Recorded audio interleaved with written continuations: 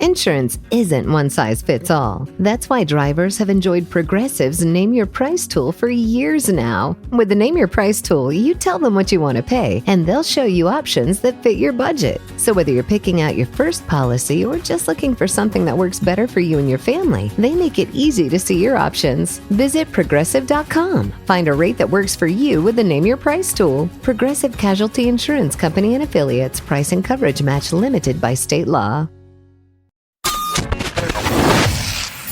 Yay Networks. You're listening to the Chatty Daddies podcast. Welcome to the Chatty Daddies, a podcast with three dudes who think they are parenting experts. I am the smartest parent there ever was. And I'm probably the dumbest. Bold statement there, Trey. It is. What makes you say that? I don't have a reason. Oh, I'm I just thought there was a story. Nope, there was no story at all. I just was telling everybody I'm the smartest one. I will give Trey this. He is really good at trivia. He's a trivia master. It's a talent that is not useful at all because I'm like mid-level good with trivia, but I'm not like Jeopardy good where I can go on there and make $1 million. Sure, but just amongst friends, you're pretty good. And it brings nothing to my life. I just happen to know some dumb facts. I'm good at movie trivia. Oh, yeah? Mm-hmm. Yeah. Oh, let's see. I'm good at, go ahead. 2000 Oscar Best Picture. 2000, that would have been, I'm going to say A Beautiful Mind. Look it up. All right. Because 1999 was Gladiator, and I know Russell Crowe, I know Gladiator and his other movie won back-to-back. All right, I'm looking it up. Sure. 2000 Best Picture Oscar winner. All right, 2000, American Beauty. American Beauty? Whoa. American Beauty was 2000. 2001 was Gladiator. Oh, and 2002 was A Beautiful Mind. 2002 was A Beautiful Mind. Hey, that was pretty good, though. Pretty good. 1999 was Gladiator. Okay. See, I would say I'm pretty good with sports trivia. In high school, 100%. I would know. I knew stats. Yeah. Okay. And I feel the older you get, the more that crap doesn't matter anymore. Sure. The reason I think I'm good at trivia is because my dad used to do this game. Divorced family. My dad and mom got divorced when I was 2. And then every other weekend, I would be going from Fort Worth to Dallas. On Fridays and then again on Sundays because my dad's bringing me back home. And the whole time we would be driving, he would just ask me dumb trivia questions, like with no real category, no nothing. Like, I'm not like, oh, hey, give me a question about bugs or anything. He just would sit there and fire off random trivia questions. And sometimes I get it right. Sometimes I'd get it wrong. That's pretty cool. That's how I learned. My son right now is really into, he's reading a book about Anne Frank. Okay. Which is not the actual diary of Anne Frank, but he's reading about the story, the family and stuff. He's reading about the family and he's learning about the Holocaust. He's diving into some like pretty deep stuff, guys. Are we talking 6th grade, 5th grade? He's in 4th grade. He's in 4th grade, okay. Yeah, and he also, and this all started when, because of 9/11, he got a book about 9/11, so he started reading about that. So then he's like, oh, what other bad things have happened in the world? So he read about the Holocaust. Holocaust is up there. Yeah, it's way up there. And so, yeah, he's been learning. So this is independent reading, not brought on by teachers? No, this is all he goes to the library and finds the books about them and is reading about them. That's good. Which is good, but also I see him getting scared of things because of this. He goes, what if we have to go to war? Are you going to be, he thought I was going to get drafted. And I was like, no, we don't have a draft anymore because we have plenty of people in the service unless something crazy happens. Catastrophic. But yeah, he's worried about me getting drafted into the military if there's a war. He's nervous about him getting drafted into the war if it happens later on. And it's just these little things that I was like, man, I didn't expect a 9-year-old to be diving so deep into these. Yeah, that's heavy, man. Sometimes I feel bad for making Quaid. Like, I think about what he's going to be born into, the world. Right. And just for his own emotions. Like, because today he's happy, he's smiling. He may really want to go outside, and we can't go outside right now, and he'll get a little upset. But eventually, he's going to be just like beat down by life. He's going to have to go to work every single day. He's going to have to. He'll be like us. Exactly. And that makes me feel bad that I'm raising him so that he can just go and be part of the workforce, and I don't know. But I feel bad sometimes. What if he turns out to be a trailblazer and he changes something and he ends up becoming a super filthy rich person who helps the world? Maybe he will be part of the 0.01%. Yeah. Maybe. It does scare me to think about, just how we're very much more in touch with emotions and things like that, but just like, man, it's going to suck to see my kid go through like a best friend betraying him, getting his heart broken, getting fired, or the breakup, dude. Or I would hope not, but in 30 years, someone might get divorced. Right. There might be an illness in the family. Like, I hate that my kids are going to have to go through that. I think it all depends on how we raise them up, too, how they're going to respond. I remember I had an instance with Kaysen recently. So, guys, crazy crap is happening. 4th grade. Can I just throw an idea out there? Yeah. Brainstorming meeting. Can we get, maybe it can't be Kaysen, because I want schoolyard gossip. Oh, yeah. I want someone to tell me who's dating who now. I want someone to tell me who cheated on a test. Yeah. Who is selling candy during a recess when they shouldn't. Right. Bro, I'm getting all that now. What age Who's are you playing talking? wall ball and won't let the other people play? Who's not friends anymore? Who's the underground bully? Yeah, what teacher just sucks? Yeah. So, I get all that right now, but I'm talking about the curricular. School. The curriculum is crazy hard. It's getting difficult now to math. the point where I'm like, oh crap, I gotta refresh on this stuff that he's learning. Mm-hmm. And my dude came home with a subpar test score. Mm-hmm. To the point where I started getting nervous, and I said, listen, man, I told you A's and B's if you want to keep playing video games. If you dip anywhere into a C, you can't play until that goes back up to a B. So he came home with this subpar grade. And I found myself in my parents' shoes. Now, what would happen to me if I got anything below a B is I was grounded. Mm-hmm. That's it. I'm grounded. The belt wouldn't come out, would it? It would be threatened. Okay. The belt was for if I would have gotten a D or an F. Thank God I never found that out. But I believe that I would have absolutely gotten it. And I got screamed at. I got yelled at. I got grounded. I did come home with a C one time. And I remember just feeling so defeated as a kid because of this. Yeah. Right? I felt defeated like, man, they told me C's were average, but I'm over here getting just destroyed for being average, and that's all I want to be. Is that average? C is average. Interesting, because that would mean that the majority of people make C's? Don't you know the saying, C's get degrees? Well, sure, but I always just assumed that C's were lower. Like, I wouldn't think a lot of people made C's. I don't know what world I'm living in. Anyway, and the chart is satisfactory, right? Satisfactory means you got you have the right amount, you got enough of it, and you're getting by, but you still want to be above average. I don't know. I always thought average was 5 inches. What are you guys talking about? Sure. I thought it was like 4, but that's not. That's just what I thought. It depends on what website you look at. Sure, for reals. I look at all the websites that tell me that. We need to start our own website. This is like average is 2 inches. So then all the other guys are like, hell yeah. Yeah, the makeyoufeelgood.com. So he came, and I found myself getting mad. Like I was about to go and dive. And that's what I know. That's what my parents taught me. Go off on him and yell at him and tell him you're ruining your life. And I stopped myself. I said, you know what? I'm going to do it the complete opposite way. I'm going to sit down with him, and I'm going to go through every single one of them that he got wrong.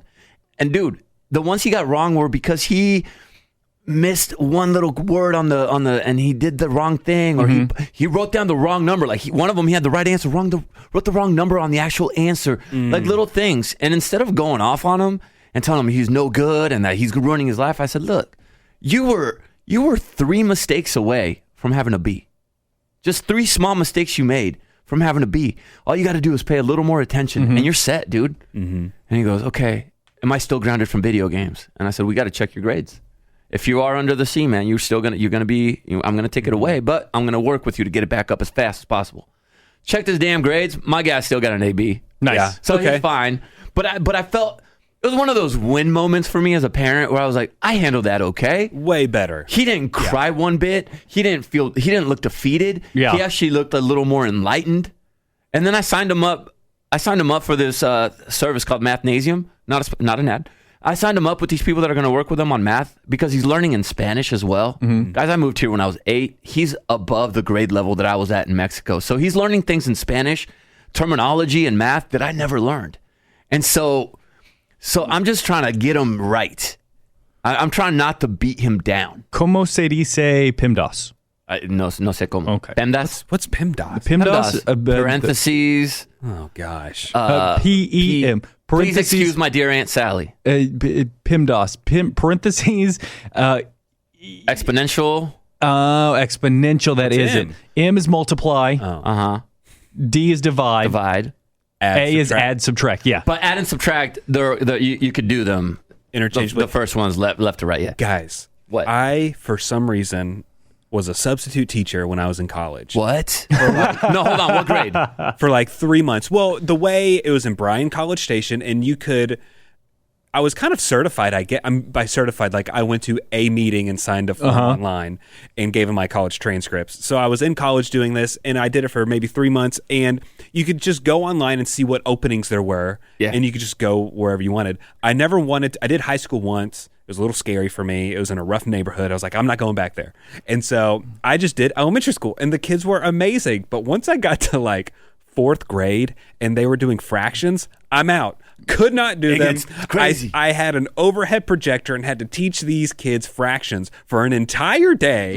Had no idea what I was doing. I let the kids get on the projector because that's fun for the kids to do themselves. And I said, show me how it's done. Show your work. Show your work, sir. And I had the answer key. Let me know. And boy, it was painful. And here's the thing. They changed how they're teaching math. It's completely different than when we were taught. And I don't get why. Because I tried to show my son's like, how do you do this? I did it the way I learned. And he goes, that's not how we learned. And I said, well, that's how I learned. And he goes, well, how do you know that's the answer?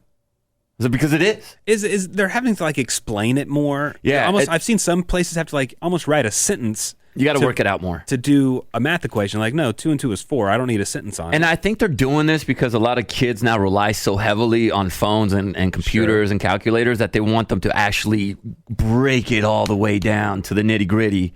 That's the only thing I could come up with because the way we did it was a lot simpler. It was quicker, but we didn't have the technology that kids have nowadays. But yeah, I'm having to brush up, guys. I'd like to tell you guys how to save your marriage. Oh. I need to tell you guys about Ana Luisa jewelry. Oh, yes. Okay? I need to tell you guys how to. It's really, anytime you have a little oopsie daisy and you need to say, I'm sorry, honey, or if you have an anniversary, a birthday, some sweet occasion, check out Ana Luisa. Oh, it's cool because you can go with the, this is an important gift. I can go with the Ana Luisa jewelry. 100%. Or it's in the price point where you're like, oh, okay, I can get this on a Tuesday just to surprise my wife for something cool. Yeah, absolutely. And also your daughter, because I bought my wife some Ana Luisa stuff, and my daughter was like, well, what about me? So I got on the website, and I ordered my daughter a nice little heart necklace that she loves, and then she goes, what about this butterfly necklace? I was like, well, that was for your mom. And I said, well, I'll go ahead and get you that one as well. Then I why would not? like a butterfly necklace. You know, guys, can I use the saving analogy again? Sure. So not only are we saving our relationships, we're saving the planet. All of Ana Luisa's jewelry is carbon neutral. 100% of carbon emissions, starting with the sourcing of the raw materials for the jewelry all the way to the disposal of their pieces, is carbon neutral. How cool is that? And this is exceptional quality stuff because they have long-lasting pieces. They have the best noble metals, like Nick mentioned, and they offer a 365-day warranty. Right? So if anything happens to your jewelry in those 365 days, they got you. So you can get jewelry starting at $39, and there's new jewelry collections released every single Friday, so you can go and check out some new Ana Luisa jewelry every single week.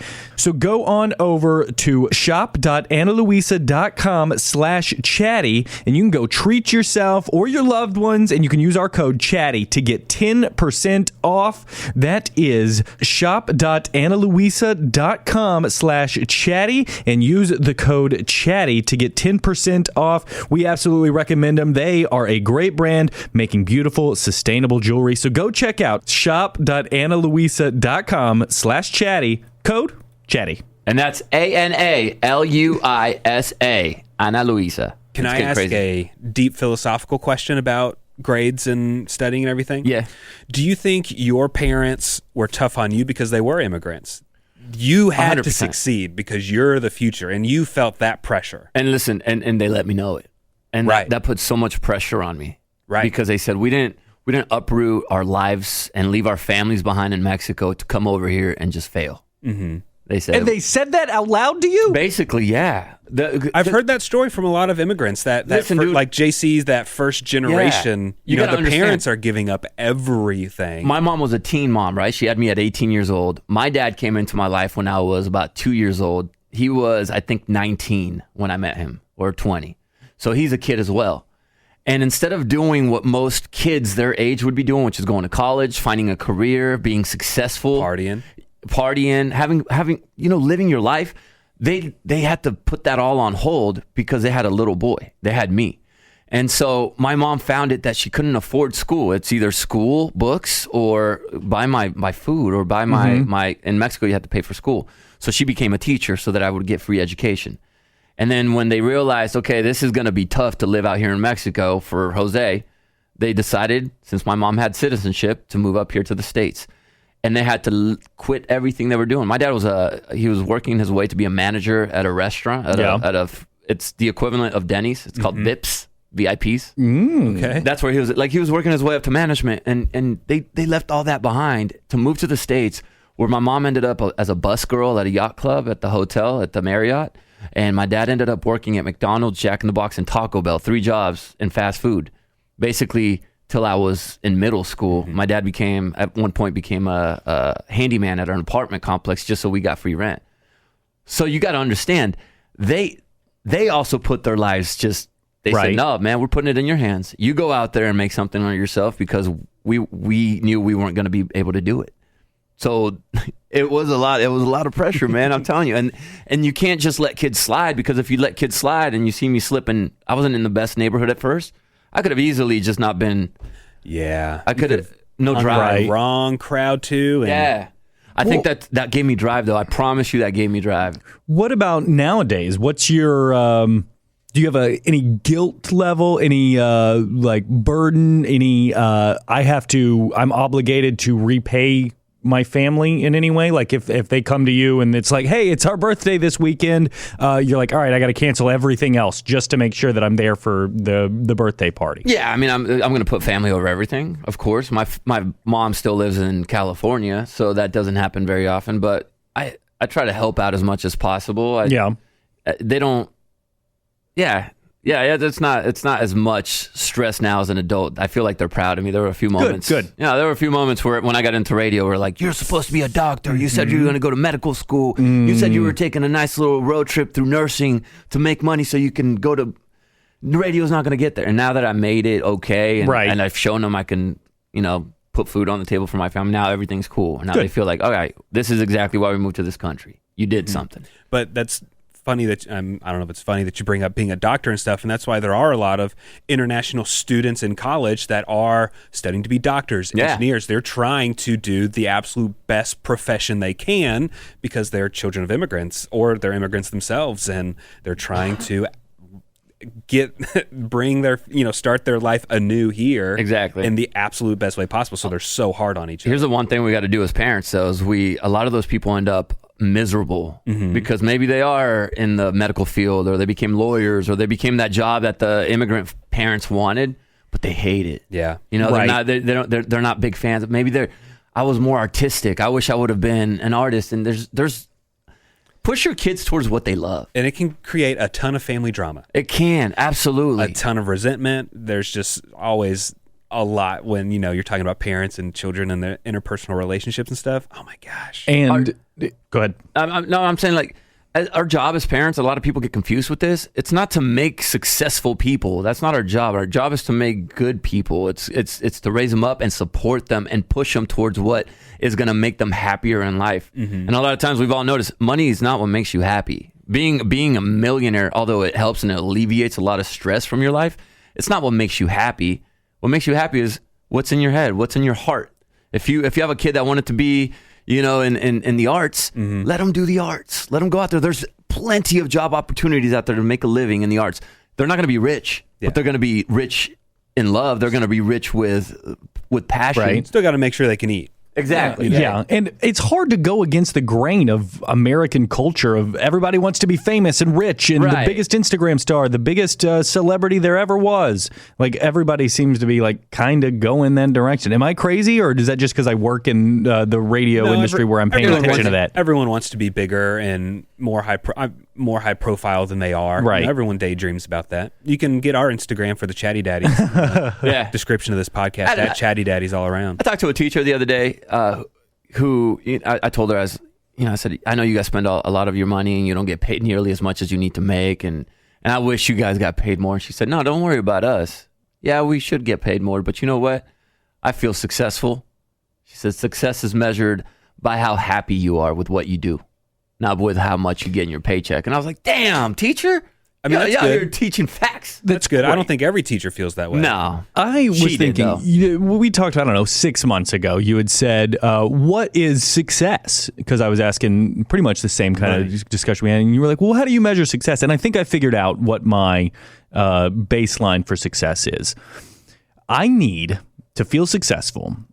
Every person on the planet to wake up every morning and vote me king of the universe.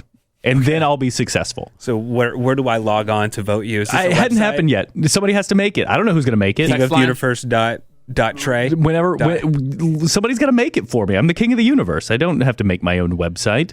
Well, Trey's setting himself up for a lot of I'm not going to make it? failure right there. And when he needs someone to talk to when it comes to that failure, there's always better help. We're talking about family issues and things that can come from, maybe your parents were a little too hard on you and it's hard to live up to certain things. Maybe you need to talk about that. We've been talking about BetterHelp for a while now, and we love BetterHelp because it is an online service that can connect you with a licensed professional to help you through these issues that you have. And if you can't get to sleep at night, you're having a little insomnia and you just need to get it off your chest, you can send a message to your counselor at any time you want. You're going to get timely and thoughtful responses. Plus, you can schedule your weekly video and phone session so you can have it right there in your calendar, ready to go. You know when you're going to be able to get a little bit of help and get something off your chest. And I really hope that everyone understands that you can do this from your house. Absolutely. Like, you can shut your door and do this from your house. Like, take a few minute break during your lunch hour if you're still working at home. We all do it at home. And look, and a lot of people think, I don't need therapy because I'm not depressed. But it doesn't have to be depression.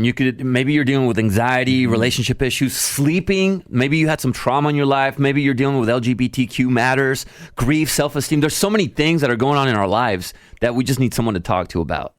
It's confidential, it's affordable, and man, is it convenient.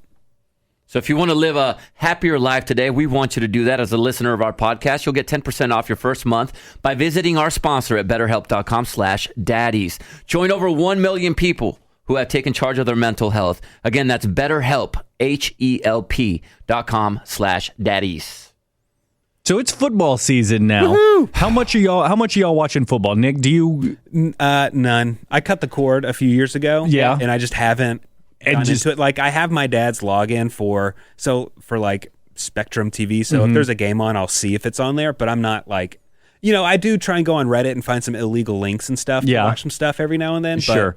Overall, I'm not watching much. So you haven't seen any of the A&M games? You hadn't been paying too much attention? I think there may have been one or two on ESPN that I can watch, but no. And JC, what is your TV consumption, your football consumption on the weekend? How many hours? I am watching high school. I freaking love watching high school on TV. Friday Night Lights, because they get you teams all over the country. I watch college on Saturdays. Dope. I watch, and my son. Who's your college teams? My Seattle. So I went to San Diego State, and we're not a football powerhouse, right? We're not known to be really good. So I don't have a super favorite. So you're looking for like a good game. I always look for so I'm looking for the top 10 teams, and I'm watching those guys. I'm watching the Alabamas. I'm watching the Clemson. I'm watching Notre Dame. Sorry about your Clemson. Yeah, Sorry about you, A&M. I like to watch the ranked guys, and then on Sundays, I'm all about the NFL. So I'm watching a lot of football. And they're not San Diego Chargers anymore. You're Dallas Cowboys. I'm a Cowboy fan now. Yeah, you're all in. People don't understand how much of a rivalry there is between San Diego and LA. We're the little stepchild, the little baby brother that they just always smash on us. And the fact that my favorite team went up there and I despise all LA teams made it impossible for me to like that team anymore. It's kind of like Dallas and Houston. Houston's that little tiny stepchild, little tiny cousin that we don't care about. Just kidding. Or like a New York team going to Boston. Like that's can't do that. And we bring this up. This wasn't planned, but I'm literally wearing a maroon shirt. I'm an A&M fan. JC's wearing a Cowboys jersey. Yeah.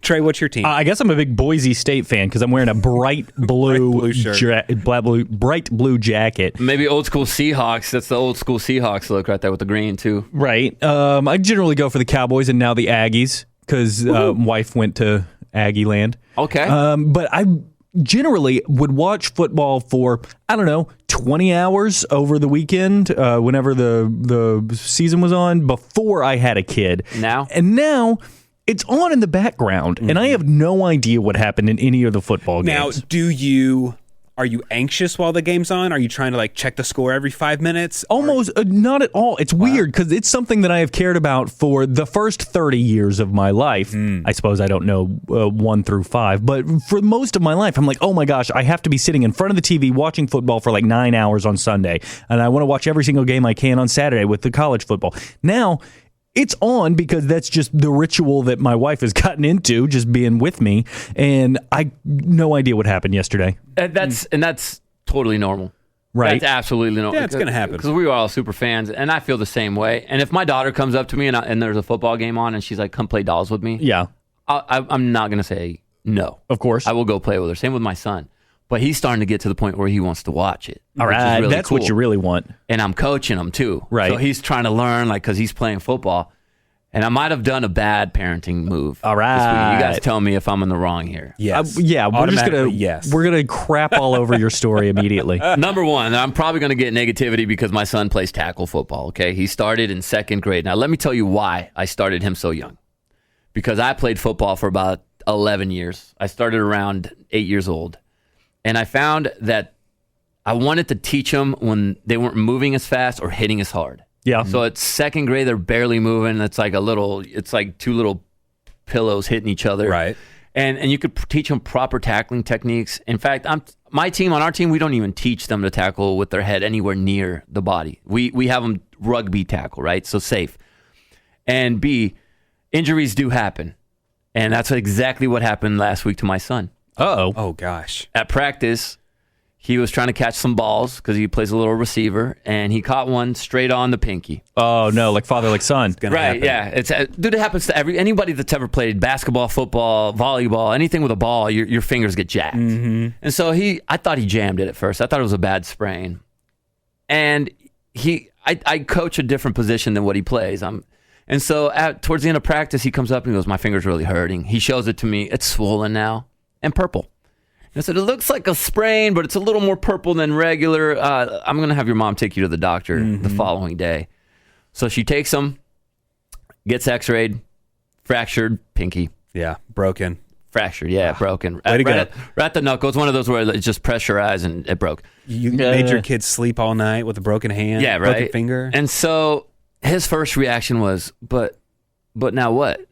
And I said, well, now what do you mean now what? And he goes, but I want to play. Right. What position are we talking here? Is he? So on defense, he plays defensive line. Yeah. You don't really need your hands for that. You're actually supposed to not even touch anybody. You're supposed to go tackle people. And on offense, he plays tight end and receiver. So that was out of the question. Yeah, that needs a couple of hands for. So I told him that. I said, listen, buddy, you're not going to be able to play offense. You're not going to be able to be scoring touchdowns or catching balls or anything like that. And those are the glory positions. Those are the glory positions. Yeah. They're the fun. Yeah, you get the celebrations. And I said, but maybe if your mom's cool with it and if you feel comfortable enough, we can play defense. Mm-hmm. His doctor just gave him a splint and said 2 weeks, he should be okay. Did you ask the doctor if he should play football? No. They did say rest it for 2 weeks. And when Kinsey came home, my wife, she goes, the doctor said to rest for 2 weeks so he can't practice or play. And I just saw his face drop but what if somebody, you learn that somebody could step into your position and be better and take your spot. And he goes, what if somebody's better than me in my spot? And I said, listen, do you want to play? And he said, yeah. I said, I will let you play if you feel comfortable enough. And I will do what they did with me when I played football with a broken finger. And I will do my best. But I said, if you feel any pain or discomfort, you got to tell me and we're going to take you out. All right? Any sort of pain. Mm-hmm. And he said, okay. So on Saturday, we showed up. Actually, on Friday, I went to CVS and I bought this arthritis type wristband that you put into sleep with. It had like a pad in it, like memory foam. Is it the curved one? Yes. You know what I'm talking about? It's I like do blue. know. And it straps around your wrist, and then there's a little curvy like hook. Is there like a piece of metal in there so your hand doesn't bend around and stuff? And it's got a like a memory foam in the inside the palm, like a cushiony thing. And what I noticed about this thing, because I couldn't find any finger splint things. We had to order on Amazon. It hadn't come in yet. I noticed that it went up about halfway in the pinky. And I said, wait a minute, that's good support right there. Perfect. Okay. Bought it, $30. Crap, that's expensive. So I go home and I'm trying to figure out how am I going to create a soft cast for my son. So I find I have a Mandalorian helmet that has padding in it. And I'm like, hold on one second. Didn't know where this sentence was going to go. I have a Mandalorian helmet. This thing the padding is curved, right? Because it's supposed to be for your head. So I take them off because they're Velcroed on. And I noticed that it's perfectly curved for the pinky. Okay. I'm like, bet, bro, okay. So I got 2 pads. I put them on from his middle finger to his pinky finger, right? So I put one in the front, one in the back. First, let me go back. I do a soft cast with tape on his pinky. Then I put those pads on there, and I do a buddy wrap with those other 2 fingers so the finger stays put. Then we put on that wristband, that wrist brace that I bought for the arthritis.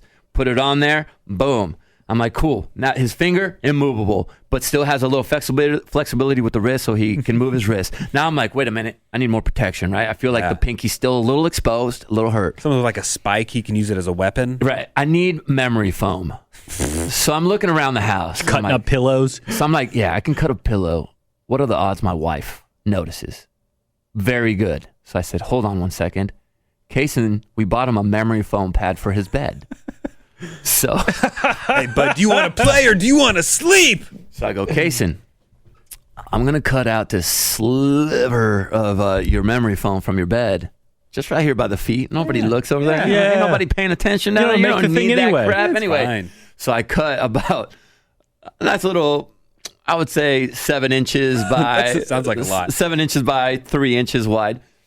And I put it I cut it off his bed, and I put it on his pinky, and then I just wrap it up with some tape, some athletic tape. And wouldn't you know, and then I put a little sleeve on there. Like, I made a soft cast. And it worked? So we get to the game, and my first thing is, I hope it doesn't hurt. So I'm like telling him, I'm like, hey, kind of smack me. And he's like smacking me on the chest. I'm like, is it hurting? He's like, no, I can't feel nothing. I'm like, perfect. My guy played the entire game. Okay. Great. Got a sack, got a fumble recovery, and did not complain once of pain. Awesome. And came off. And I'm like, bro. What, that 1 year in nursing school worked. Right? I felt like good about myself. Does this not sound like a science experiment in like junior high where you have to protect the Yeah. egg that you're dropping from a 2-story building? Yeah, that's a good point. And I had to get affirmation from other parents. I'm like, hey, you don't think I'm an awful dad because he wants to play. I want to let him play. And all of them were like, dude, we all played with broken bones. Yeah. We No, all it's went fine. out there with broken fingers and stuff. He goes, as long as you're not making him do it and he's not doing something he doesn't want to do, everything should be fine. Right. The moms, on the other hand, were like, Sure. he should have sat out. He should have sat out. Yeah, as long as it's not like a broken femur. Right. And I didn't think there was any more damage. He was completely comfortable. He had fun with his boys, didn't lose his spot on his team. Great. Now, how did it go getting the cast off?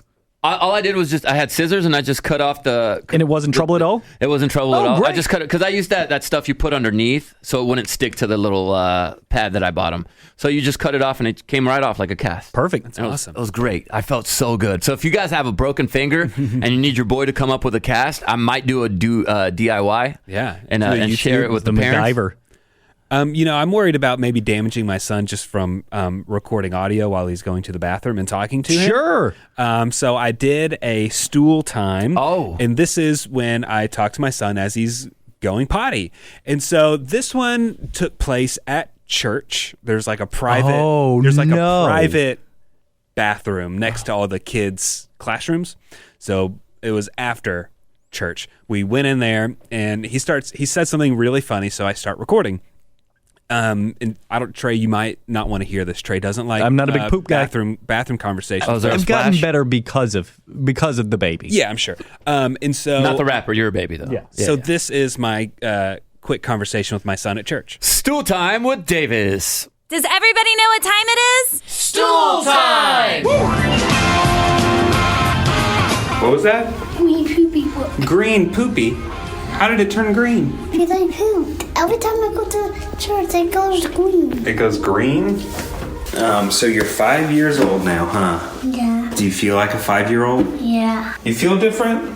Yeah. Yeah, that just means you're And getting why older. are you talk kind of weird? I'm talking weird? Why am Davis is talking weird? Why are you talking weird? Yeah. I don't know. You tell me. I don't know, because I'm 5. And when you get older, you talk kind of different. Different. When you get older, Davis, your voice will get deeper. Like, just go to poo-poo. Go to poo-poo. Careful, don't fall in. You fell in the potty. You fell in the potty. Did you get poop on your bottom? Oh, don't do it on purpose. Don't do it on purpose. Don't do it on purpose, buddy. Okay, now your bottom is all wet. Okay, you don't want to do it on purpose. Davis, you're going to get stuck in there. Stop. You're going to get stuck in there. Are you all done? Yeah. All right, well, we're going to have to wipe your bottom off. La la! So, man, Nick went from daddy voice to serious voice real quick. Hey. Yeah, well, first, his poop was green. We had a large series of birthday parties the last, week. Mm-hmm. So we have all these cupcakes with, the colorful icing on it that you get at, Kroger. And so that will make kids' poops turn green. Really? And stuff. Yeah, so, he had a lot of, blue food coloring, and that made his poop turn green. So he's had green poops for a while. And so that happened. And then he legitimately fell in the potty, thought it was hilarious, so he kept doing it. We're in nice church clothes, Right, that's what I was thinking. And so I'm like, how wet are his pants going to be? How wet is the back of his shirt going to be? What's it going to Luckily, smell like? It was fine, but he didn't really get anything. So I just used a ton of toilet paper to wipe his bottom off. But this guy kept doing it because he thought it was funny. He was which it dunking. was. It was funny, but I wouldn't. I don't even think as a kid I wanted to dunk my butt in the public bathroom water, dude. That's just... anytime you see your dad react, you're gonna do it again and again. Did you ever fall into the toilet as a kid? I don't think so. No. As a kid, no, but every once in a while, I'll forget that I had left the seat up, and then I'll pee at 8 o'clock at night and go to bed and forget that I left the seat up, and then in the morning it's dark, and so I go in there half asleep still, and I'll be like, "Whoa, I'm about to fall in," have to catch myself on the little thinner rim. So I kind of had the exact opposite situation. Have you ever? Okay, so it's middle of the night, it's dark. Have you ever gone to sit down and the whole lid is closed? Have you ever done that? And you crush your nuts. Yes. That is scary. Yeah. And it's cold. It's freezing. Oh. Whoa, what's happening? Where's the hole at, dude? Yeah, I've been there. Oh, that's great. I'm a big fan of sitting down now. That's a dad. Wonderful. Sitting down is the best.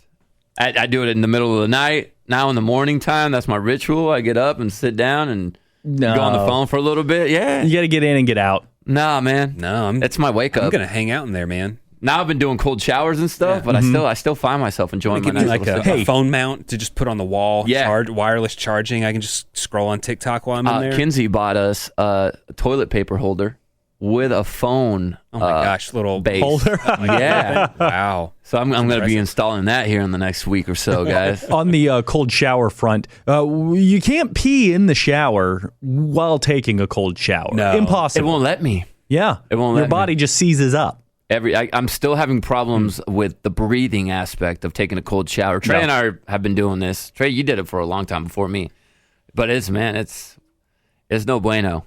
I don't know how much longer I'm going to do this because it's not getting any easier, guys. It'll get harder as the temperature outside drops as well. Yeah, no. Yeah, you can't do that. The warm shower is one of the few things you get to look forward to. Right. Nah. Yeah. Nah. You ever have to pee in the shower and then you realize it's gotten to the point where it's your girl got it too clogged with her hair, so there's no way you can pee in the shower because it's going to be you're gonna be standing in sitting. it. Yeah. Yes. And then you got yes, I have. Then you have to hold your pee while you're showering in this warmth. Take the hair out away. Shoot away with your foot. You do, but it's Because still it's already clogged in up. there. It's in there, dude. It's clogged. I mean, if we're in the trust tree, I just pee anyway and stand in my own pee.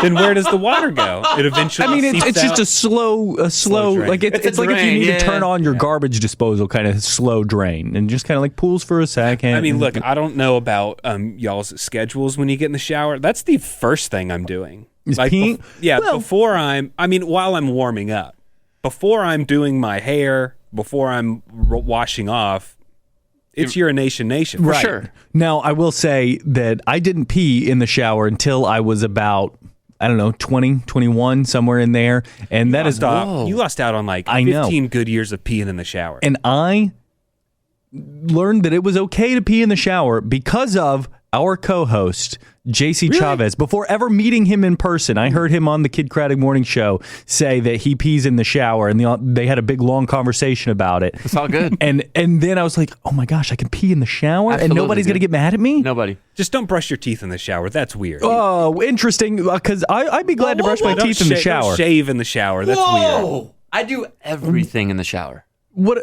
So you shave in front of the sink Yeah. and get the I'll- stuff everywhere? I'll like trim my stubble in the shower. Yes, What exactly. What about when you know? Doing manscaping? Yeah. Yeah. Well, usually that's like in the front yard.